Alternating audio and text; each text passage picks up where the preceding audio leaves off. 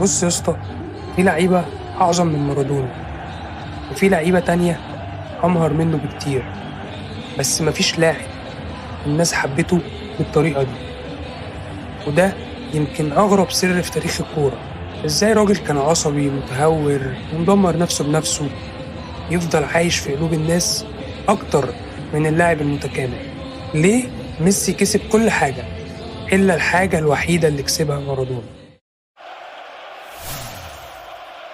مارادونا يا سيدي ما طلعش من أكاديمية مكيفة ولا فيها ملايين، ولا كان مشروع نجم عالمي. دييجو طلع من الفقر، من الطين، من حواري فيا فيوريتو اللي كان العيال فيها حلمها بس إنها تاكل. الراجل كان شايل أهله وبلده فوق ظهره وهو عنده 16 سنة، ولما الناس شافته شافوه واحد منهم، واحد شبههم، واحد بيغلط ويتعور ويقع ويقوم زيهم. عشان كده مارادونا عمره ما كان مجرد لاعب كورة، ده كان ابن الشارع اللي دخل قصر الباشا وقال لهم أنا جيت عشان أعلم عليكم واحد واحد.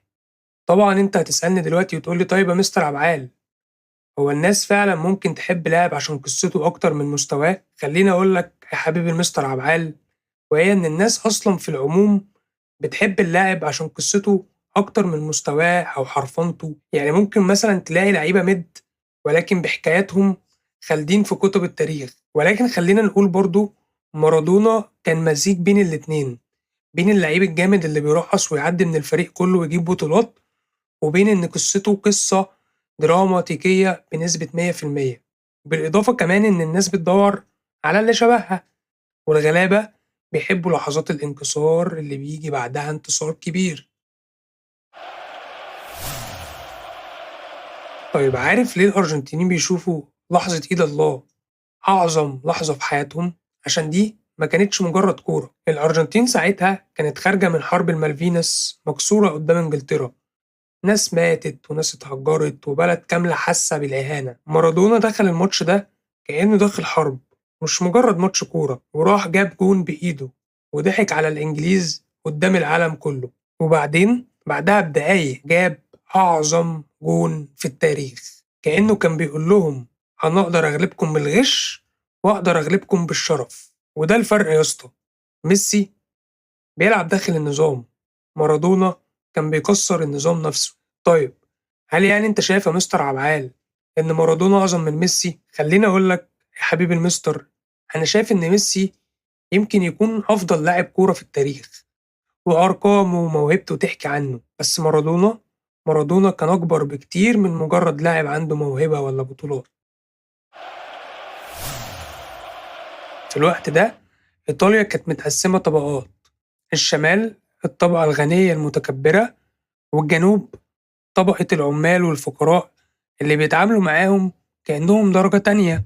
نابولي كانت مدينة حرفيا منسية، الطليان نفسهم كانوا بيتريقوا ويعنصروا ويقولوا عليهم فلاحين وأفارقة، وكأن دي وصمة عار مثلا. وفجأة يجي واحد أرجنتيني قصير دملك كده شويتين ويقول لهم إحنا هنكسر الكبير هنا. مارادونا أخد نابولي من القاع للقمة، خلاهم يهزموا يوفنتوس وميلان وأغنى أندية العالم. بس الأهم من ده كله إنه ادالهم الكرامة.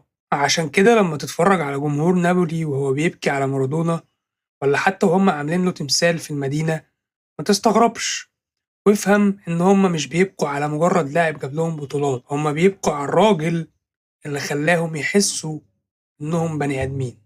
ويجي هنا سؤال في بالك يا اسطى، هل لو ميسي عاش نفس ظروف مارادونا كانت كل الناس هتحبه بنفس الطريقة؟ خليني أقول لك يمكن. بس الفكرة إن مارادونا ما كانش مجرد موهبة، مارادونا كان دراما كاملة ماشية على الأرض، وكل ما يقع الناس تحبه أكتر. بس يمكن الفرق الأكبر بين ميسي ومارادونا عمره ما كان في الكورة بس. مارادونا كان بيحب يدخل نفسه في كل معركة سياسية اجتماعية إنسانية. تلاقيه مرة لابس تيشيرت تشي جيفارا، ومرة واقف جنب فيدال كاسترو، ومرة بيهاجم الفيفا على الهوا ويقول عليهم إنهم مافيا. الراجل ده كان حاسس دايما إن صوت الناس اللي تحت، صوت الغلابة، صوت المتمردين. حتى لما كان بيغلط الناس كانت دايما حاسة إنه واحد منهم. وعلى الناحية التانية ميسي دايما كان بعيد عن الصخب ده كله، هادي، دبلوماسي، بيهرب من أي صدام، حتى في أكتر اللحظات السياسية سخونة. وده مش عيب بالمناسبة، بالعكس، بس هنا بيوضح لك الفرق اللي ناس كتير ما بتقولوش بصراحة. مارادونا كان بيخليك تحس إنه قضية، إنما ميسي بيخليك تحس إنه أعظم محترف شافته الكورة. وده يمكن سبب إن ناس كتير شافت في دييجو أسطورة شعبية حقيقية، وشافت في ميسي النسخة المثالية من لاعب الكورة. وفي النهاية الموضوع عمره ما كان مين أحرف أو مين أعظم. لو هنتكلم بالمنطق فميسي يمكن يكون أعظم لاعب كورة في التاريخ، الأرقام كلها تقريبا في صف، لكن الحب عمره ما كان منطقي. وأكيد بتسأل نفسك في الآخر يعني مين الأعظم؟ خليني أقول لك، ميسي هو كمال اللعبة، بس مارادونا هو روحها.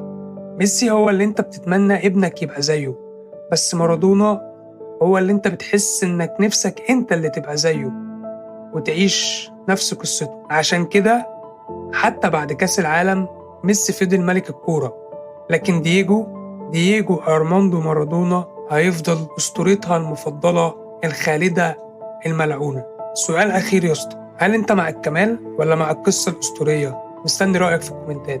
سلام.